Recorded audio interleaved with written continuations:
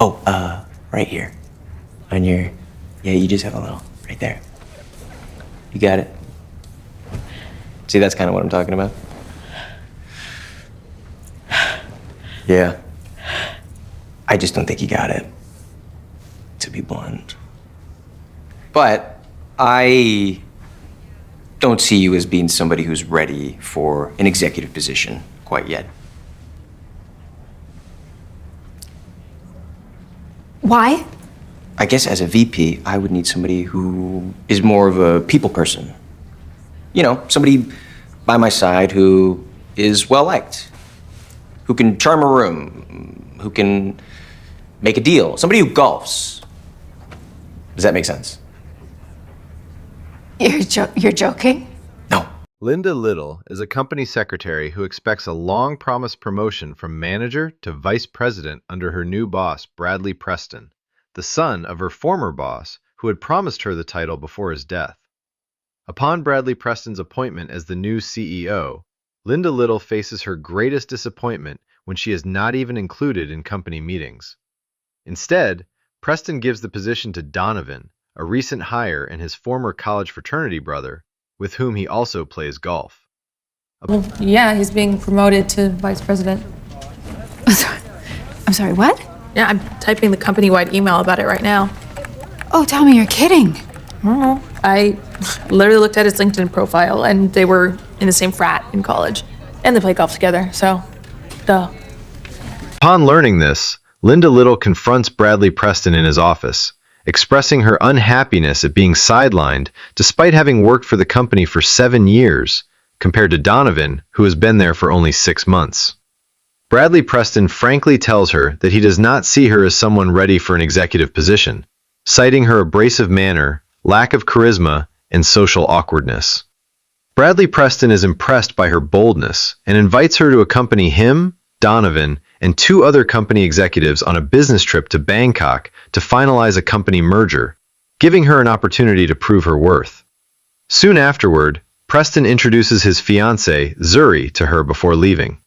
Disappointed, Linda Little leaves the office in tears. The following morning, she joins them for the flight. During the flight, Donovan humiliates Linda Little by playing a video she made for Survivor, highlighting her survival skills. The video makes everyone laugh loudly as they mock her, while she looks at them in disbelief. As the plane passes through a storm, it suffers engine failure and rapidly loses altitude. The pilot orders everyone to take their seats and fasten their safety belts, but Donovan takes it as a joke and ignores the safety precautions. When another blast occurs, Donovan is thrown from side to side as Linda Little tries to help them. During explosive decompression, Donovan attempts to strangle Linda Little and take her seat, but she stabs him with a fork. The plane crashes into the sea, and everyone dies except Linda, who manages to swim to the surface. The next morning, she wakes up on a remote island and finds Bradley Preston alive but badly injured. Using her survival skills, Linda Little builds a makeshift shelter for both of them, secures rainwater, and tends to Bradley Preston throughout the night. In the morning, when Preston regains consciousness, she tells him that everyone else died and that only the 2 of them remain on the deserted island, where they have now been stranded for more than a day and a half. Linda Little uses her skills to make fire, search for food, and feed Bradley Preston so he can regain his strength. As time goes by, Preston becomes dependent on her but continues to treat her as a subordinate, the employee who worked for him, disregarding everything she does to keep them alive. Linda becomes annoyed. In response, she abandons him for 2 days, leaving him to starve as the days turn into nights. When she returns, Linda Little finds Bradley Preston close to collapse from dehydration. She gives him water and tells him that she is no longer in his office now. Although he remains resentful, he begins to accept her authority and care. Linda further proves her survival skills by hunting a wild boar and testing its freshness that very night. The next morning, while exploring the far side of the island, where she discovers a freshwater source, Linda Little spots a passing boat. Tempted to call out for help, she deliberately chooses not to signal it. When she returns, Bradley Preston suggests that they build a raft to leave the island, but Linda Little disagrees, suggesting they give it more time.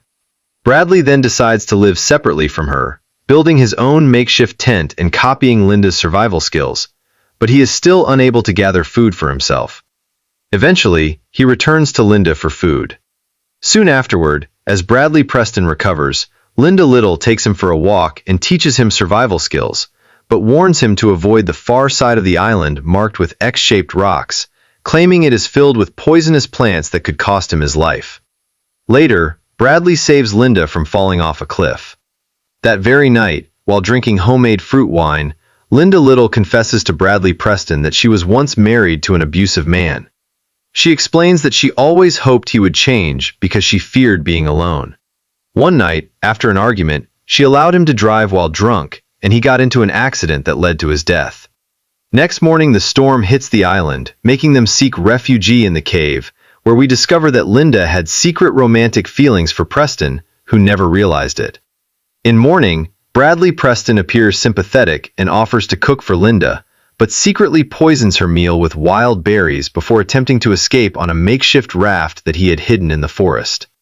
Unfortunately, the raft is destroyed by the waves, blowing him back to the island. Linda survives the poison and rescues him from drowning. The next morning, in retaliation, Linda paralyzes Bradley Preston using blue-ringed octopus neurotoxin, which leaves him unable to move or feel anything. She then pretends to castrate him, asserting full control over him and their situation in order to make him obedient and compliant. While harvesting fruit, Linda encounters Zuri, Bradley Preston's fiancée, who arrives by boat with a captain after the official rescue efforts have ended. Fearing the loss of her new life and sense of purpose, Linda deliberately leads Zuri and the boat captain to an unstable cliff, where they fall to their deaths. She returns to the camp alone, shaken and traumatized, while the spirits of the dead begin to haunt her. Later, she allows Bradley Preston to hunt by himself, and while doing so, he discovers Zuri's buried remains near the beach, breaking down in tears and rage. He confronts Linda, who immediately claims that the deaths were accidental, saying that she slipped at the cliff while trying to bring Zuri to him, and that she did not tell him because he would not have believed her. However, Bradley Preston accuses her of murder and attacks her. In the ensuing fight, Linda scratches and bites him several times before striking him with a rock. Bradley Preston gouges out Linda Little's eye before she stabs him. Bradley then escapes and discovers a luxurious beach house on the far side of the island, the same place Linda had earlier warned him never to go.